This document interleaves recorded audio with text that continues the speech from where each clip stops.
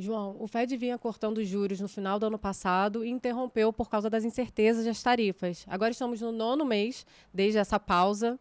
Qual é a sua visão se o Fed está pronto para iniciar essa retomada do corte de juros? Carol, acho que ele está pronto sim, né? O Jerome Powell fez um discurso importante no final de agosto no Jackson Hole, em que ele pontuou que riscos baixistas para o mercado de trabalho poderiam garantir sim a necessidade de um corte de juros, mesmo face a um choque de oferta como as tarifas estão implicando sobre a inflação, né? Então, ele pontua isso. Acho que, na verdade, a barra para não cortar em setembro ficou altíssima e o mercado já precifica, né? A gente acredita que sim, eles cortam. Eu atualizei meu cenário para colocar 3 cortes consecutivos de juros agora nesse momento, que seria uma redução, né, do grau de aperto monetário para fazer frente a esse risco baixista para o mercado de trabalho, e depois, ainda muito tentativo, mas eu estou vendo uma pausa no início do ano que vem para o Jerome Powell entregar para o seu sucessor a partir de maio e permitir que esse sucessor dê continuidade ao ciclo com mais 2 cortes de juros, levando a taxa ali para a faixa dos 3 às 3,25. Muito interessante, João. Agosto trouxe sinais importantes para os mercados globais. Nós vamos contextualizar vocês sobre o que aconteceu em agosto, o que esperar em setembro e como isso impactou nessas carteiras globais. Fique com a gente nesse episódio.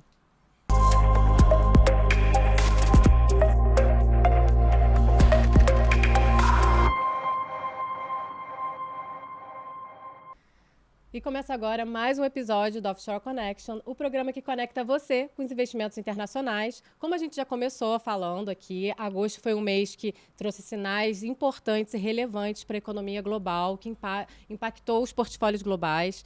Então eu trouxe aqui para contextualizar, explicar o que aconteceu em agosto, o que esperar em setembro e como se posicionar nas carteiras globais. Aqui Marcelo Santucci, bem-vindo, Santucci. João Scandiuzzi, bem-vindo. Prazer. Sempre muito bom ter vocês aqui. Como todo início de mês, a gente está aqui, depois do nosso comitê também de investimentos internacionais. Agosto foi um mês bem relevante e setembro também será, né? Então, vamos começar falando aqui, João, que você já entrou, você já começou dando spoiler, né? Falando sobre política monetária, esse impacto, o que esperar do Fed agora, né?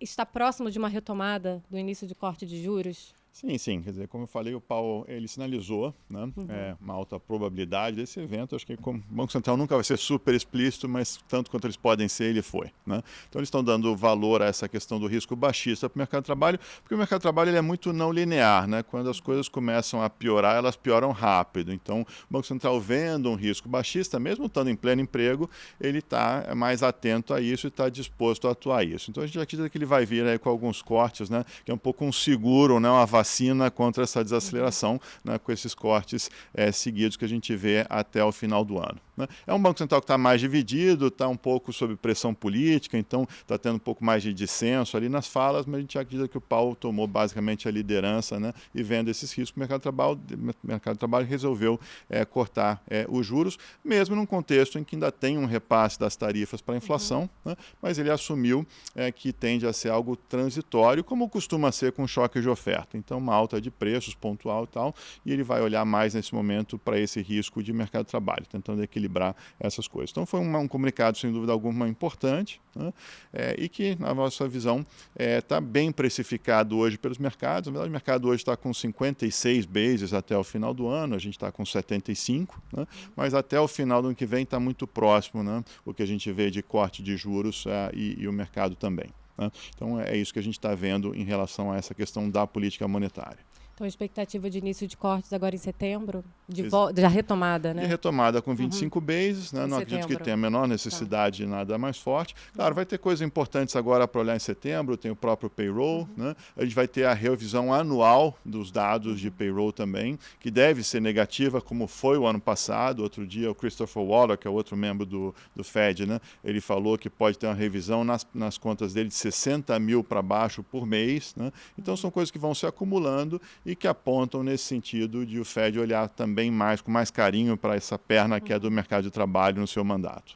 Perfeito. E nesse ponto, Santucci, em agosto os mercados já precificaram esse retomada de corte de juros, né? Como é que eles se comportaram? O que você destaca desse mês? Perfeito. Agosto, de fato, com o mercado colocando essa taxa de juros terminal ali na casa de 3, ou até um pouco abaixo do 3, né, João? Ficou claro que o Banco Central ali americano está dando um pouco mais de peso para a questão da atividade do que para a inflação. Como o João falou, talvez a inflação está sendo tratada ainda com um efeito temporário.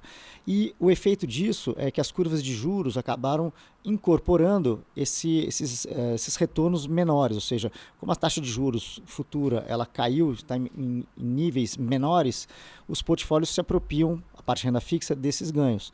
Então a gente viu um desempenho bastante favorável no mercado de renda fixa.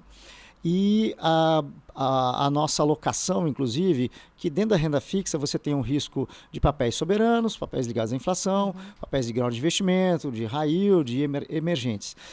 Os papéis ligados a mercados desenvolvidos, soberanos, tiveram um desempenho bastante expressivo, principalmente na parte intermediária da curva, que não coincidentemente é aonde a gente está mais alocado nos nossos portfólios. Então, se a gente pega agosto teve um movimento importante, mas no ano, inclusive, a gente pega os papéis ligados à inflação, as chamadas TIPS, né, americanas, eles estão com um rendimento na marcação ao mercado na casa de 8% positivo. Então é um desempenho bastante forte, num tipo de risco que a gente gosta, que é um risco ligado um pedaço do papel para a dinâmica de NTNBs, né, no Brasil. Um pedaço é a inflação que vai ser entregue e outro um juro real. Esse juro real saiu da casa de 2,20 no início do ano para 1,60 e pouco, então houve ganhos ali no papel, e a inflação realizada nesse período foi um pouco acima da esperada. Então os break-evens subiram e então você teve um ganho no papel. Então o comportamento da renda fixa foi bastante forte. Quando a gente pega papel ligado a grau de investimento, né, com classificação de grau de investimento, também capturou essa fechada de juros. A beleza é que você, para conseguir se apropriar desse ganho, a gente viu a parte mais importante desse fechamento, a parte intermediária, que é a parte mais curta da curva, até 5 anos, a gente está mais ou menos na casa de 4 anos e meio, 5. Se o investidor não tiver tido cuidado, não tiver delegado para um gestor que olha essa questão da duração média dos portfólios, e se ele ficou com papéis muito longos, aí é necessário ver a inclinação da curva de juros. Essa queda dos juros, eles foram predominantemente na parte mais curta da curva. Então essa inclinação ficou mais positiva. Então quem tem papel mais longo acabou sofrendo um pouco com essa abertura de juros. Inclusive, como o Banco Central americano ainda está com mais espaço para cortar juros do que, por exemplo, o bloco europeu, que já está no caso de 2%, a gente viu que as curvas europeias, principalmente, elas sofreram uma inclinação muito maior do que a própria curva americana. Então, quem tinha papel europeu mais longo, né, acabou sofrendo uma marcação ao mercado pior, então ficou até negativa. No ano, a gente viu papéis de qualidade muito boa europeia, mas com rentabilidade negativa pela abertura do juro longo. E também pesou nessa incerteza política na França agora. Sem dúvida. Iminência de um voto de desconfiança em que o governo deve cair, né, o primeiro-ministro, e que tem a ver muito com uma incerteza fiscal, né? Sem dúvida. A incerteza fiscal, a questão do tema que a gente sempre fala aqui, do envelhecimento da população, a pressão sobre não só a rolagem da dívida, né, desses países, da questão fiscal, mas também da necessidade de abarcar ou ajudar na questão do envelhecimento da população, a Social Security, né, a questão de atendimento, Previdência, né, perdão, gente. A questão da Previdência, isso tudo afetou. Então, parte de renda fixa foi bastante positivo no ano. Agosto contribuiu, principalmente para títulos mais americanos do que europeus. E a parte de renda variável, se você tirar uma foto, né, parece que o mercado está muito bem. Índices globais subindo 12%, 14%. As bolsas americanas, seja o S&P, seja as bolsas ligadas à tecnologia de crescimento, na casa de 12%, 14%, 15%. Parece que o ano foi, né, se fosse linear, teria sido ótimo, mas a gente viu quanto volátil foi a questão das tarifas, a questão da própria imigração. E a gente viu uma recuperação também no mês de agosto. Então, a gente viu, inclusive, alguns papéis ligados, por exemplo, ao Microsoft, Google, outros novos, própria NVIDIA, com uma rentabilidade muito positiva. E também os setores, né? O setor financeiro, né? Através mesmo de ETFs, tiveram um comportamento bastante positivo no ano. Então, a beleza de ter uma carteira bastante diversificada. Mas a gente viu essa precificação de corte, ela trouxe não só benefícios na renda fixa, mas a renda variável de alta qualidade também acabou se beneficiando desse ambiente. A despeito dessa preocupação, se esse corte de juros é pela atividade que pode ficar um pouco mais fraca ou não, né, João? Mas esse é até um ponto interessante, porque assim, o mercado de trabalho de fato está apresentando sinais, né, que são de debilidade e tal, mas quando a gente olha para a atividade, o sinal não está tão ruim quanto isso aí, né? As coisas não estão se conversando plenamente, né? A gente acabou de ter uma revisão do PIB do segundo TRI nos Estados Unidos, né, que tinha sido já bom, tinha sido de 3%, foi revisado para 3,3%, mas o que eu achei mais interessante foi a revisão, a composição dessa revisão. Né? Porque o PIB tinha sido já de 3 na primeira leitura, mas muito puxado por uma queda de importações em função das tarifas, né? O pessoal tinha antecipado muita importação e tal. Mas a demanda doméstica final privada, né, que é consumo mais investimento fixo, estava relativamente fraco, estava 1,2 anualizado. Com essa revisão já foi para 1,9, que é em linha com potencial. Né? E aí a gente olha para os dados já do terceiro TRI, não temos muitos, mas temos alguns. Na nossa visão, está apontando para um terceiro TRI nos Estados Unidos de 2,1 anualizado, que é também já ligeiramente acima do potencial. Né? Então, assim, o mercado de trabalho está dando alguns sinais, né, que são um pouco mais difíceis de ler, e o Fed vai reagir a isso, a nossa visão, mas quando a gente olha para a atividade, o cenário não é um cenário tão preocupante nesse sentido. Tá? Perfeito. E aí, olhando para isso, né, com todo esse contexto, Santucci, a gente olha agora para o portfólio, vamos falar de forma prática, né, perto dessa iminência de corte de juros. Como o investidor global deve se posicionar? Né? Vai ter alguma mudança aí, né, em renda fixa, renda variável? Você já contextualizou agosto, mas olhando aqui...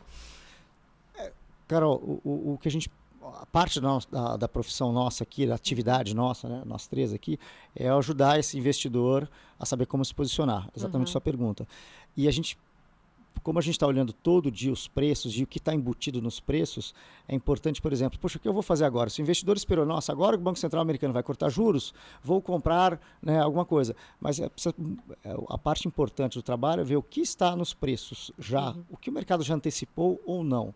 Então, essa parte da gestão ativa, eu acho que ela se justifica exatamente por ter pessoas profissionais capacitadas de ficar olhando, né, ou dedicados a ficar olhando essa arbitragem entre os mercados. E os analistas, o senso comum tem oscilado muito entre volta da inflação, não dá para cortar juros. Agora, uma questão da atividade reduzindo, um sinal de desaceleração, deixa eu cortar juros. Os temas mudaram muito.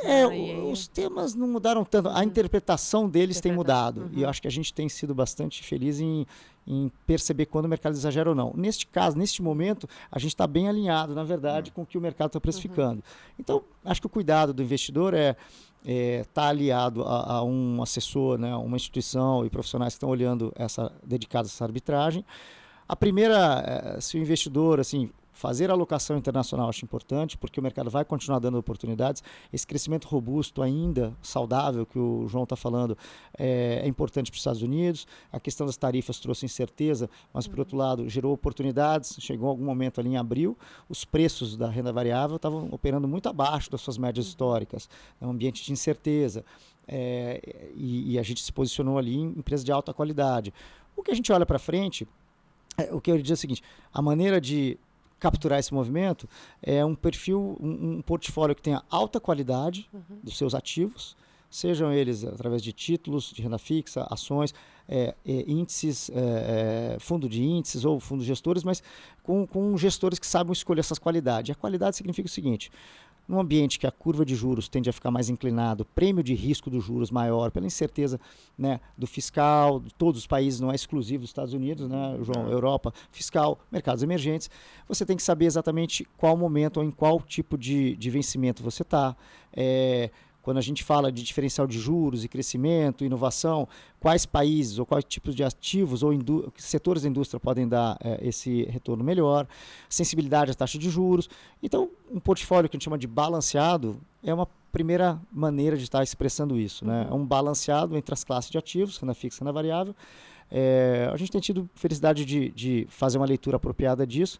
O perfil balanceado tem dado os últimos 2 anos e meio, 3, quase acima de 9% ao ano em dólar.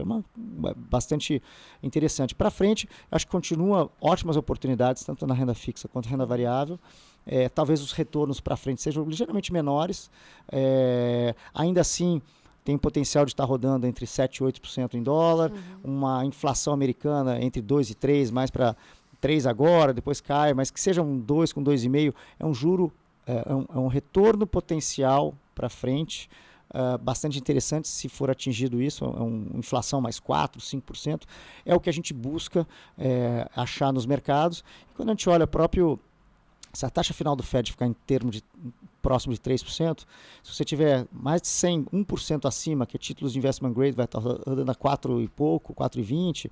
Se você tiver um portfólio que tem um pouco mais de risco de crédito, rodando a mais para 5,5 com 6, esse portfólio deve estar rodando a 5,5, e a renda variável segue ainda interessante com esses temas de inovação, temas de setor financeiro, saúde, que não destravou valor ainda, o setor de saúde, de healthcare, chamado healthcare, ainda está um pouco atrasado, a gente acha que ele está barato e está atrasado com relação a essa transformação do mundo, de um pouco mais envelhecimento da população. São maneiras de expressar a alocação num mercado de renda variável que pode trazer retornos bem interessantes. A gente imagina que a média histórica do S&P é 9,5% ao ano. A gente no passado não garante resultados futuros, mas a gente vê ainda uma geração de lucros bastante interessante de alguns setores, algumas empresas específicas que têm ainda esse domínio da inovação tecnológica que a gente está vendo, como o AI e afins, né? Tem muitas boas oportunidades, né? Analisar e ver, né, o ativo correto, né, o setor correto e dentro de todo esse contexto. E agora, para finalizar, João, você falou de setembro, né? Setembro vão ter vários aí dados econômicos muito importantes para o investidor estar atento. O que você destaca aqui para ele? Olha, Carol, para setembro eu vou estar olhando bastante esses dados de mercado de trabalho, né, o relatório de agosto de emprego dos Estados Unidos, a revisão anual, como eu mencionei, vai ser uma questão importante, dia 9 de setembro, obviamente os dados de inflação e a comunicação do Fed, né, como é que eles comunicam esse provável corte de juros que a gente espera. Né? Como seguro, né? Como é que eles vão comunicar exatamente isso. E, obviamente, questões institucionais. Né? A gente tem, obviamente, a possibilidade de substituição ao longo do tempo, não necessariamente em setembro, de membros do comitê, então ver como é que isso caminha, quais são os nomes que estão sendo cogitados. Né? Mais à frente, a questão das tarifas, que vai parar na Suprema Corte. Então, são temas que a gente está olhando para a institucionalidade americana que vão influenciar a política macroeconômica a médio prazo. São todos para finalizar do seu lado. O que você diria para o investidor global agora, olhando para setembro?